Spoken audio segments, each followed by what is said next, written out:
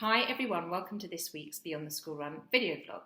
Today I have the lovely Steph Dillon with me. Thank you, Steph, for coming to join Thanks me. for inviting me. Thank you. Well, what's very handy about Steph is Steph and we know each other from our school gates, and I often talk about how valuable your school gate community is.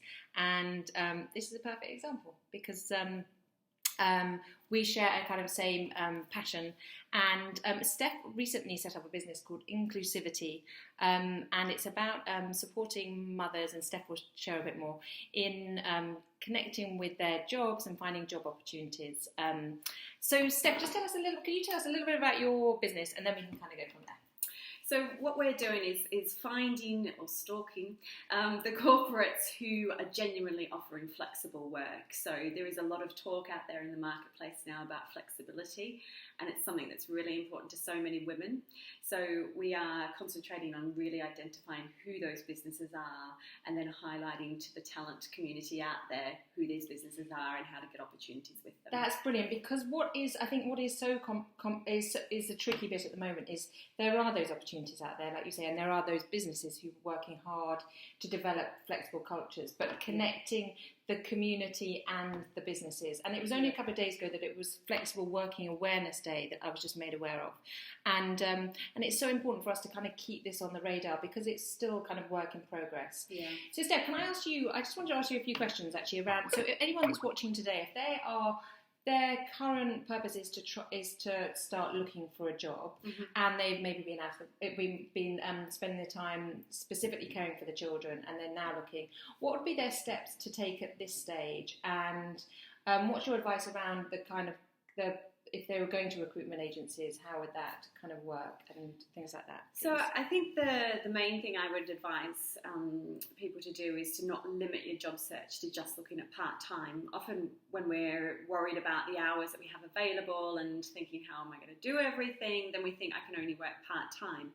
And a lot of the full-time roles now are with corporates who are open to flexibility, but they still advertise it externally as full-time, but it doesn't mean you can't apply for it, and if you're the right person, negotiate flexibility. So that would be my very first point of advice. And that's so interesting, isn't it? Because often the case is, and we know that once you make the right connection between the person and the company, really ultimately it isn't about the hours, it's about having the right expertise and skills within and often making that connection is a key thing. So starting off by limiting ourselves by looking at things purely based on the hours is going to limit ourselves as well. So keep it open, but also keep it clear as to what you want. I guess that's the next step. So what would be the next thing I would say is that the recruitment industry in general is still quite formulaic in how it approaches recruitment. So it's become very automated, there's a lot of systems, there's a lot of keyword searches, and so people can often get lost in that. And I would recommend anybody who's doing their job search to do not take that personally. So if you're sending CVs away, and if you're getting Dear John letters, that kind of thing, do not take that personally. I do fundamentally believe that the resourcing model is a little bit broken, and that we're missing people because of the way that we're actually analysing CVs. So really go hard. Don't take it personally. The right role's out there for you. And I think that's kind of almost similar to being an entrepreneur, isn't it? Because you'll do some things throughout the day and they really work, and you'll do other things and they don't. And this has to be the same principle you apply to searching for a job. It just, don't take it in any way personally. Don't let any of that sort of affect you. Just think it's just a case of somehow reaching the right kind of person, the right business. So just to keep going. You have to kiss a few frogs. Kiss a few frogs. And then any other sort of advice beyond that? So if you're sort of also any kind of the way to approach it, anything else that you have, Steph, actually? Well, I think there's quite a few. Obviously, there's our business, but there's some other businesses as well that are specialising in finding flexible work. So really sort of getting out there to understand who the recruitment companies are that you should be looking at, and who the job boards are. I know on Beyond the School Run, I think you've got a link to a few of them. They're probably the first place to start.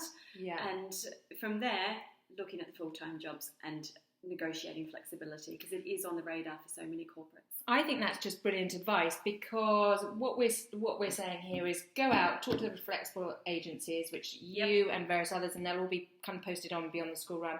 But beyond that, go and talk to the companies, and in your own mind, just go for those opportunities. And if your skills work, it will come together, and that's such. And don't limit yourself in your own beliefs, and don't let those messages make you think if something's not happening, then to stop. It's just keep going and kind of enjoy the journey. Yeah, absolutely.